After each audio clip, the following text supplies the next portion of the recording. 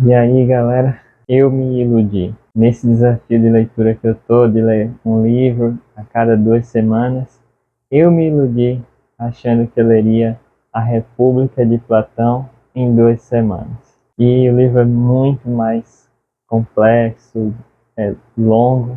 Para eu ter lido em 2 semanas, certamente houve outros problemas, outras coisas que aconteceram, né? Mas mesmo que não houvesse nenhuma ocorrência, eu não ia ter terminado em 2 semanas.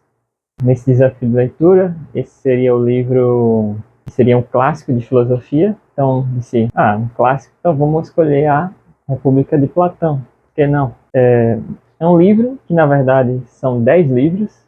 Eu já tinha lido uns 2 ou 3 individualmente, mas eu disse, não, vou ler a obra completa agora. E acabei, essa semana, leitura da República. Bom, aí alguém pode ver aqui, talvez, mas para ler um clássico assim, não seria uma boa tradução, o ideal, mas essa tradução, na verdade, é uma cópia de uma tradução muito boa, uma tradução portuguesa, de uma tradutora bem reconhecida, e a tradução, então, é muito boa.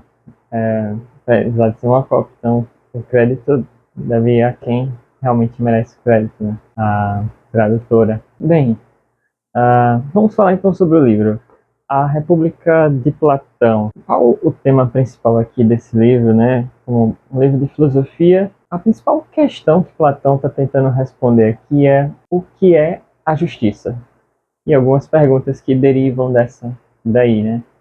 Por que deveríamos viver uma vida justa e o que é realmente viver uma vida justa. E aí, na forma famosa de Platão escrever, através de diálogos, e ali Sócrates, como um personagem que parece saber agora muito mais coisas do que normalmente a gente vê ele admitindo, ele faz uma comparação para saber o que é justiça no ser humano. Vamos tentar saber o que é justiça no sentido mais macro da cidade e a partir daí a gente comparar para ver se a gente consegue entender o que seria justiça, vamos dizer assim, no sentido micro, né, no próprio ser humano. E então, Platão fala sobre constituições, desenvolvimento de constituições, de cidades, de tipos de governo.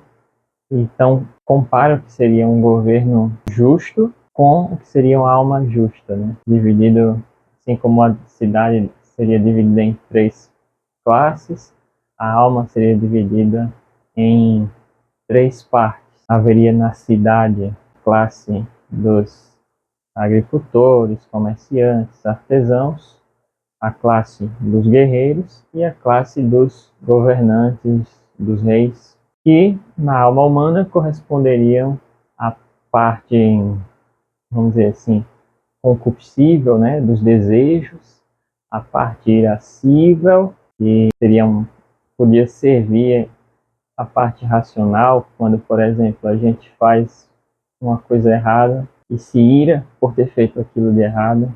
E também a classe, ou melhor, a parte da alma, a parte racional, que para Platão deveria governar as outras partes. Assim como numa cidade justa, o rei, o sábio, o filósofo governaria sobre as outras classes. Bem, mas não vou entrar tanto nos detalhes do livro, são muitas as questões, são muitas as perguntas que Platão tenta responder ali, porém eu gostaria de destacar algumas coisas que eu acho que são interessantes que a gente pode aprender na leitura sobre o próprio fazer filosofia, né?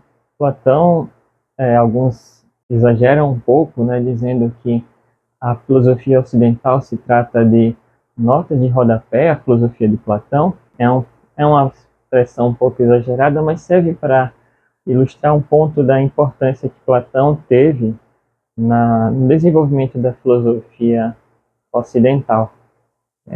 Muitos temas que nós discutimos hoje foram inicialmente lançados à discussão pelo próprio Platão. Então, como fazer filosofia? Platão tem algo a nos ensinar sobre isso. Eu acredito que mostra que, primeiro, fazer filosofia não é fácil. Muitas vezes a gente acha disciplina de filosofia besteira, tem tanta importância, é fácil de passar, mas talvez decorar uma coisa ou outra para passar numa prova pode ser fácil. Mas fazer filosofia, desenvolver o que é a justiça, responder essa pergunta, né?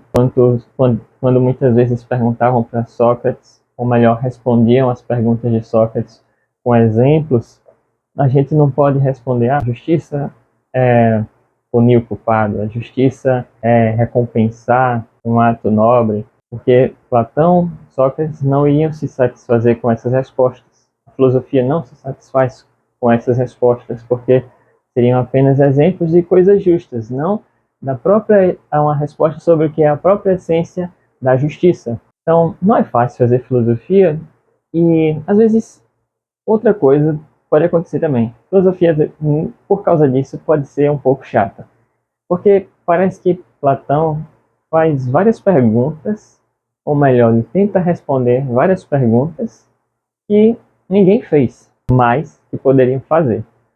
Então, o filósofo ele antecipa suas críticas. Ele busca entender suas próprias ideias, suas propostas e tentar ver onde é que poderia ser atacado esse meu argumento aqui.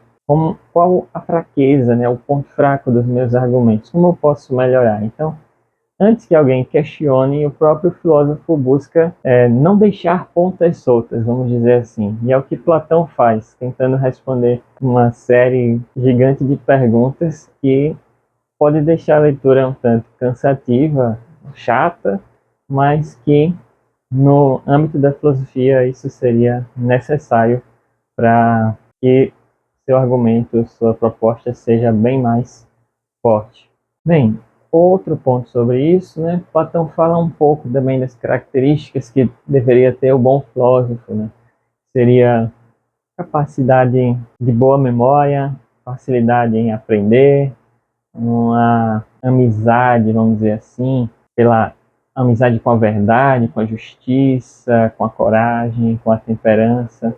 Tem algumas características aí do bom filósofo para Platão. E outro ponto que eu achei interessante também ao longo dessa leitura foi que a filosofia, como alguns consideram, é mãe de muitas outras ciências, e, e acredito que isso inclua também a psicologia, que vai surgir bem depois como uma disciplina própria. Mas muitos filósofos buscavam entender aí a mente humana, a psique, né, a alma humana, e Platão não faz diferente. E é bem interessante, eu achei, a parte que ele fala sobre o desenvolvimento da tirania e comparando então a alma do tirano com a cidade tirânica. Também achei muito interessante como ele desenvolve ali o desenvolvimento, ele mostra ali o desenvolvimento da tirania, mostra como o tirano, ao começar no poder, ele vai então chegar e fazer sorrisos, ele vai fazer promessas, porém com muita cautela, porque quando ele vê então ali aqueles que têm pensamentos de liberdade, ele vai precisar calar esses que têm esses pensamentos de liberdade, e para isso o tirano busca viver, busca criar conflitos. Então o tirano tem essa necessidade de criar conflitos, de que o povo esteja em guerra, para que seus próprios inimigos sejam derrotados. Ele tem que se livrar daquilo que é melhor, vamos dizer assim, daqueles os melhores, né, da cidade, aqueles que têm ânsia de liberdade, aqueles que são corajosos, aqueles que, vamos dizer assim, têm bravura para enfrentá-lo, para lutar pelo bem. Ele precisa eliminar esses aí. E, vamos dizer assim, Platão então diz que ele precisa que os piores governem junto com ele, o sirvam, né, cumpram os seus propósitos. E aí Platão faz uma comparação, né, da alma do tirano, quanto na tirania a cidade é escravizada, na alma do tirano ele é o maior escravo. As suas piores partes governam aquilo que ele deveria ter de melhor, né? Então, ele deixa-se tomar pelos seus desejos, pela inveja, pela maldade, pela injustiça, pela inimizade. E, assim, todos esses pontos negativos aí o governam e ele se torna o maior dos escravos. Bem, então são alguns pontos aí de Platão, tem muito mais coisas que ele vai falar, aquela ilustração muito famosa lá da alegoria da caverna também está incluída na República, no livro 7, se não me engano. Então, foi um resumo aí, um pouco do que eu li, do que eu quis compartilhar com vocês. Tentei gravar esse vídeo um pouco mais espontâneo, coloquei alguns tópicos ali para me ajudar, mas sem aquele texto pronto, como eu fiz nos outros vídeos. Então acabou que ficou um pouco mais longo. Mas é um teste, vamos ver aí se fica legal. Então, até a próxima vídeo aí. Então, peço que curta, compartilhe, comenta aí o que achou, se gostou melhor, gostou mais desse formato ou não. Então, agradeço aí. Valeu!